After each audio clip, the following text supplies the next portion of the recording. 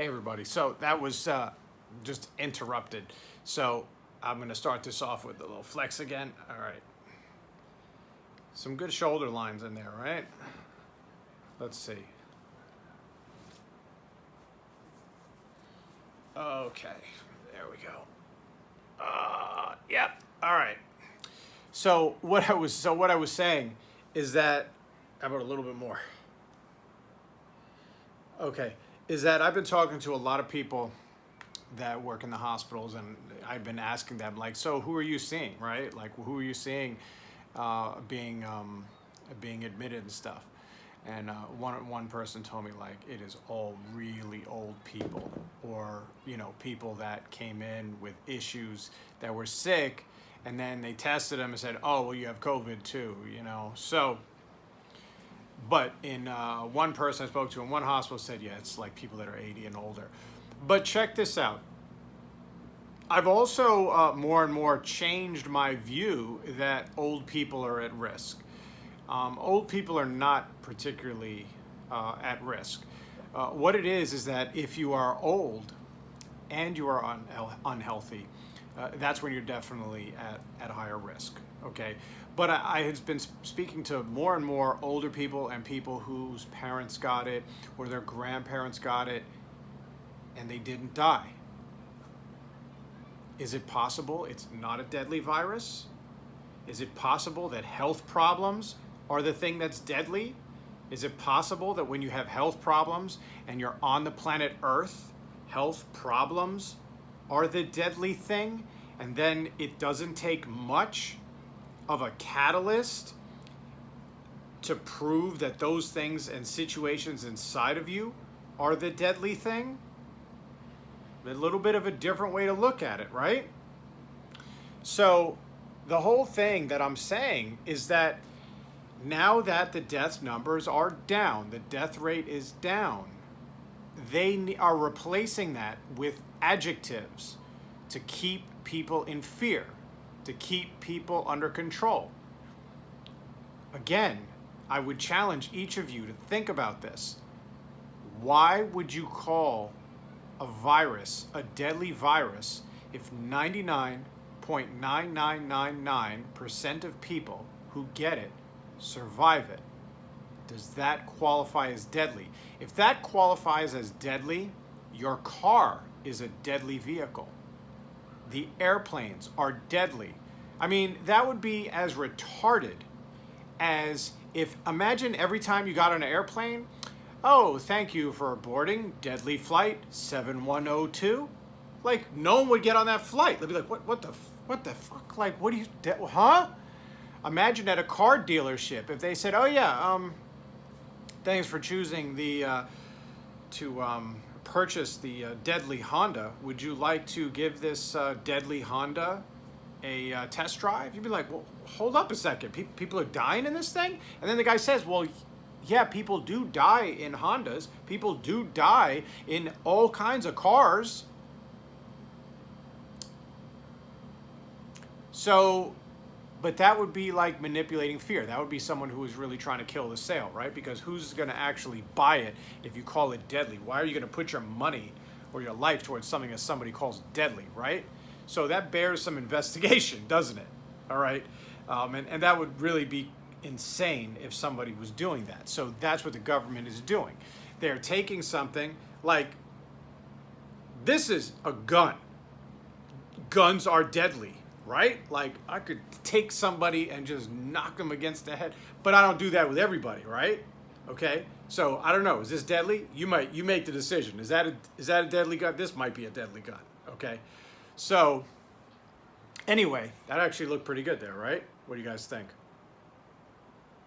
And this is that's without a pump. If it was pumped, then it's definitely freaking deadly. But even like this, maybe that is deadly. Let me try that again. Yeah. Yeah, okay. My left arm is my bigger, stronger, more deadlier gun. Do it one more time. All right. So I want you to think about that. When people are calling it that, and it's such a minuscule death rate, Ask yourself, at what point is something deadly? Because cars can kill people, alcohol can kill people, all kinds of drugs. Think about this. Those drugs that, let's say, when people get sick and they have all those side effects written down on them, a lot of them say it may cause death, it may cause paralysis, it may cause, like this bloody diarrhea and all those horrible things that it says on there. But how they have to warn people, but how much does that actually happen? Would you say the drug is deadly? Would you say drugs aren't necessarily good for you. They're not really good for you. But the point is, these are minuscule things. But they're not saying the drug is deadly. Otherwise, no one's going to fucking take it. All right? Like, no one would ever even want to get in a vehicle if they called every car a deadly car. But you think about how many people a year die in a car. It's a lot.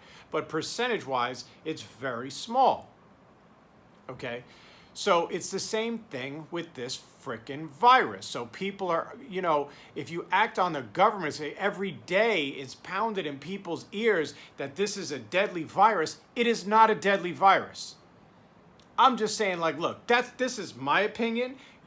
Think about this in your own heads. If something has the possibility of killing somebody, but 99.99999% of people will not die from the thing, is that deadly? No, that would be under the category of it is mild. It is actually very mild, but even a mild thing has a minuscule chance of taking somebody's life.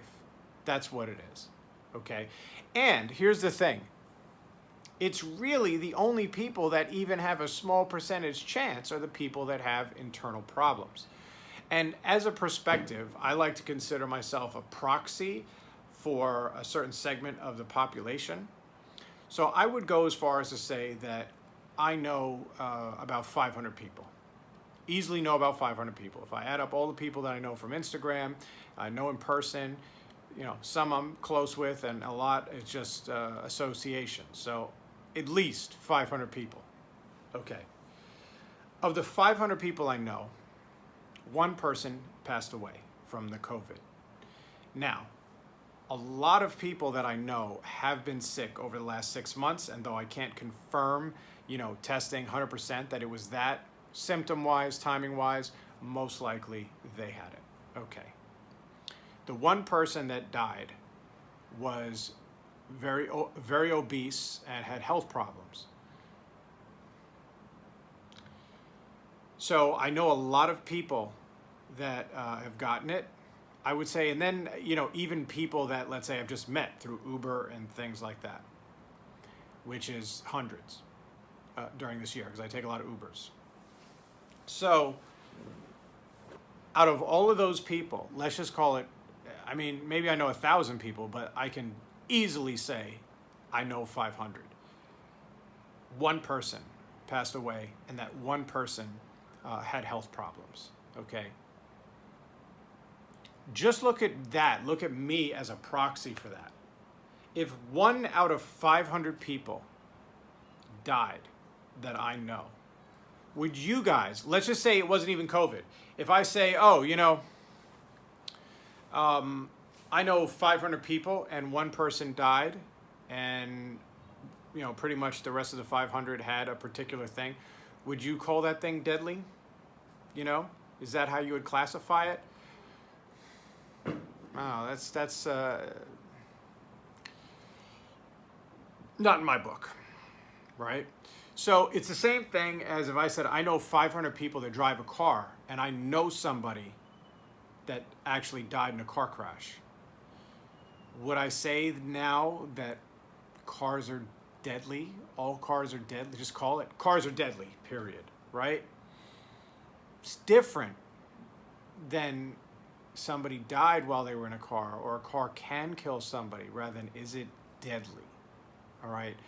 So I'm bringing this whole thing up because I've noticed a change in the media that they're using this term a whole lot more, All right. So just in your own mind and realize this advertisement, they're called adjectives of advertisement to manipulate people's minds to see it a certain way. Because before you even describe or research anything about COVID, if the initial adjective is deadly, that's already to manipulate your mind to say anything else you hear is going to be discarded in terms of it not being deadly, and you're more likely then to skew any other information that you hear towards it supporting the idea that it's deadly. And then the government could get you to do whatever they want you to do. So that's the Superman superhero lesson, for the night, that really pay attention to the words that people are saying, because especially when it comes from the media or politicians, when their entire purpose is to stay in power, to make you feel powerless, okay, to see them as this power, and to have the attention on them, have the energy on them. And they use their words, they're calculated really, really strategically. And that's the latest, guys. So like this, if you like this, comment. I'm open to any comments, and live your life. It's possible to die from anything. So you know what? Enjoy your life, every moment, and be free in it. Bye, guys.